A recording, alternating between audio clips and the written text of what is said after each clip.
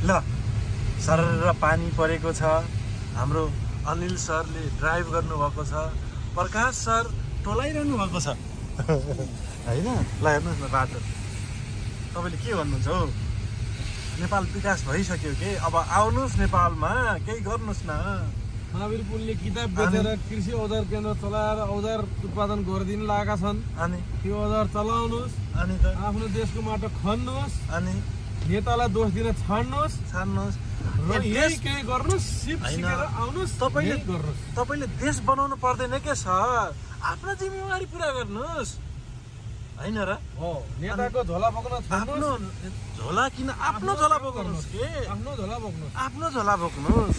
अरूको झोला बोकेर अरूमा निर्भर किन हुनुहुन्छ? मलाई त यस्तो लाग्छ है सर। तपाईँलाई कस्तो लाग्छ है? मलाई त सर आनन्द आयो है। ल हेर्नुहोस् न, तपाईँका त्यो विदेशमा देखिने टोपी खस्ने बिल्डिङ, त्यो त त्यसमा माया छ र छैन नि सर? त्यसमा भावना छ र छैन सर? आउनुहोस् न, यो माटो, यो खोला, यो ढुङ्गा, यसमा त आफ्नोपन छ नि। मलाई त आफ्नोपन लाग्छ है सर।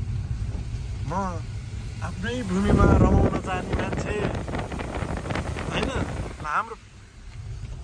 हाम्रो अनिल सर जापानको पिया त्यागेर अहिले नेपालमा हेर्नु न। उहाँले आफ्नो श्रीमतीलाई जापान पठाउनु भयो। 5 वर्ष आफ्नो श्रीमतीसित विच्छेद भएर बस्नुभयो र फेरि जापान जाने बेलामा होइन नेपालमै मैले केही गर्छु भनेर अहिले नेपालकै माटोमा उहाँले सुन फलाउँदै हुनुहुन्छ। ल है साथीहरू, याद गर्नुहोस्।